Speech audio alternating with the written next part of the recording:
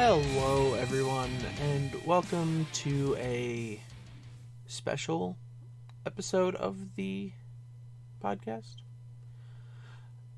Either way, welcome to the Commander's Forge. I am your host, Andy, and the Commander's Forge is an area for me to talk about magic and basically just life in general. And that kind of brings me to today's episode. I was recently slapped with a bill from the IRS because apparently I messed something up on my taxes a couple years ago. Well, there's one major problem with that. I don't have that kind of money. I work paycheck to paycheck. I do my best to make ends meet. It's not always enough, but, I get by.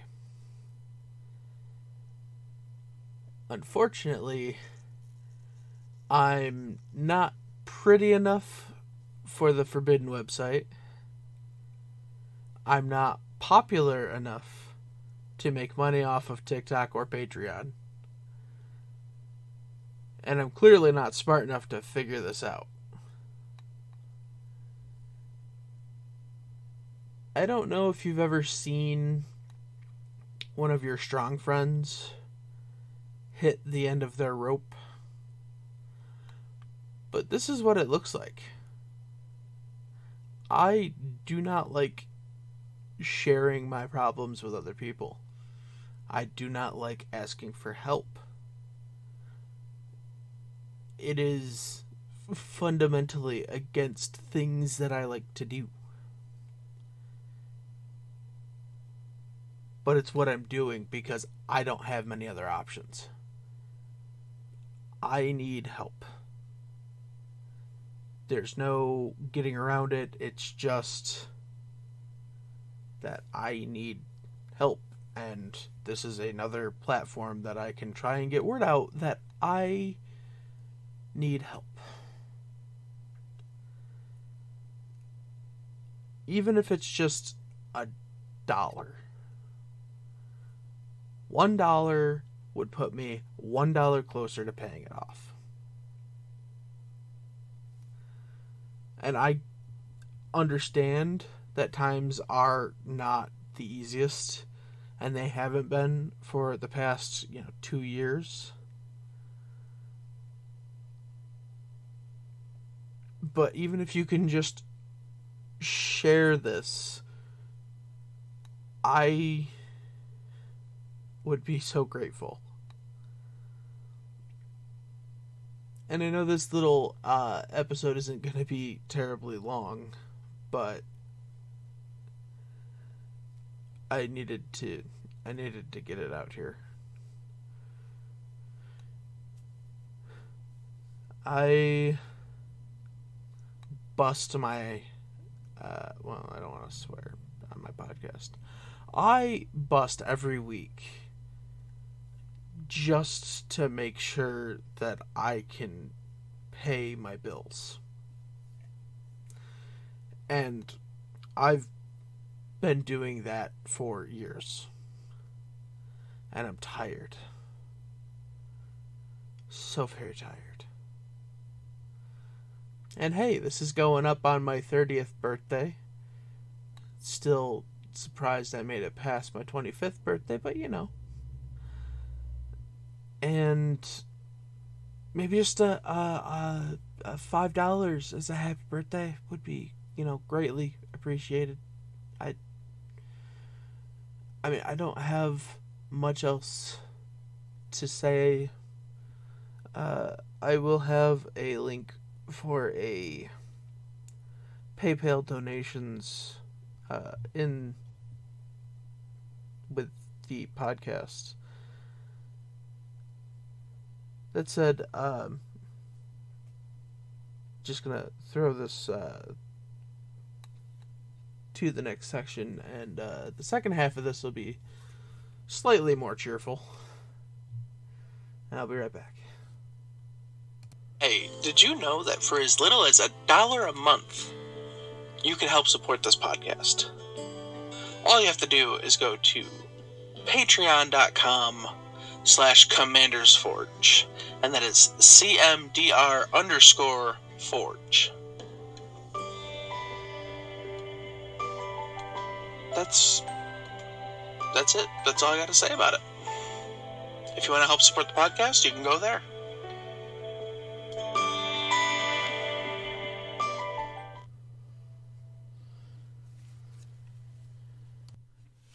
And welcome back. Now, as you might guess, based on the first part of this podcast, serotonin is in short supply around here. So, I wanted to build something stupid and off the wall to kind of just help lift me up. And so I did. And it's technically not a legal deck because my commanders are Brothers Yamazaki and Brothers Yamazaki. They are legendary creature human samurais that are 2 and a red for 2/1 with Bushido 1. Says if there are exactly 2 permanents named Brothers Yamazaki in play, the legend rule doesn't apply to them, and each other creature named Brothers Yamazaki gets +2/+2 and has haste. So I talked with people in my meta, and we agreed that it could be played as a partner deck. Though anywhere outside of that, I would have to have a discussion beforehand. And I built it like a really stupid red deck wins. It has 2 hidden commanders. Those are Ketis the Emberclaw Familiar, which is 1 in a red for a Elemental Lizard 1/1. Whenever a commander you control deals combat damage to an opponent, it deals that much damage to each other opponent. And Zada, Hedron Grinder, which is 3 and a red for a 3/3 Goblin ally. And whenever you cast an instant or sorcery spell that targets only Zada, Hedron Grinder, you copy that spell for each other creature you control that the spell could target. Each copy targets a different one of those creatures. Now, with that being the hidden commander, we dedicated a large portion of the deck to just really stupid combat tricks like Run Amok, 1 in a red for an instant that says target attacking creature gets +3/+3 and trample till end of turn. Uncaged Fury, 2 in a red, target creature gets +1/+1 and double strike till end of turn. Renegade Tactics is a single red for a sorcery that says target creature can't block this turn, but then you draw a card, meaning you just make it so your team can't block, but you're going into attack anyway, and then you draw 5-6 cards. Crash Through is another single red mana for a sorcery that says creatures you control gain trample till end of turn, but it also says draw a card. So you will target everything and draw a card. We also have Expedite, single red for an instant that says target creature gains haste until end of turn. Draw a card. So we've got all of these different fun little instants and sorceries that all do a manner of different things. Some giving trample, some giving first strike. There's, of course, a few that give haste, like Samet Sprint, which is a single red for an instant that says target creature gets +2/+1 and haste until end of turn, and then you scry 1. Sometimes you just need some brute force. Single red for an instant that says target creature gets +3/+3 till end of turn. But it all leads up to something like Temur Battle Rage, which is 1 in a red for target creature, gains double strike till end of turn, and of course Ferocious. It gains trample until end of turn if you control a creature with power 4 or greater.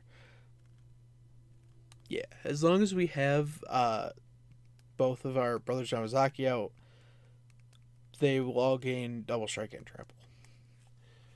And I've got, I don't know, 12, 13 more that I could talk about, but I want to talk about some of the other cards in the deck. Stuff like Runaway Steamkin. 1 in a red for a 1/1. And whenever you cast a red spell, if Steamkin has fewer than 3 +1/+1 counters on it, you put a +1/+1 counter on Runaway Steamkin. And then you can remove 3 +1/+1 counters from Runaway Steamkin to produce 3 red mana. So this deck does tend to get a little mana hungry, especially talking about these next couple of things, because we wanted to include just a couple combos. The first one being Kiki-Jiki Mirror Breaker, which is 2 red for a 2/2 with haste. And you can tap it to put a token that's a copy of target non-legendary creature you control onto the battlefield. Token gets haste, and you sacrifice it at the beginning of the next end step. This combos with Zealous Conscripts, which is 4 in a red for a 3/3 with haste. When it enters the battlefield, you gain control of target permanent until end of turn. You untap that permanent, it gains haste until end of turn. So, Kiki-Jiki makes a copy of Zealous Conscripts. The copy untaps Kiki-Jiki, and then you can go ad nauseum. Say we have already played our Dualcaster Mage, which is 1 red for a 2/2 with flash. When it enters the battlefield, you copy target instant or sorcery. You can use Kiki-Jiki to get another copy of said spell, and as long as it targets Zada, it gets copied again. But Dualcaster Mage also goes infinite with Heat Shimmer, which is 2 in a red for a sorcery.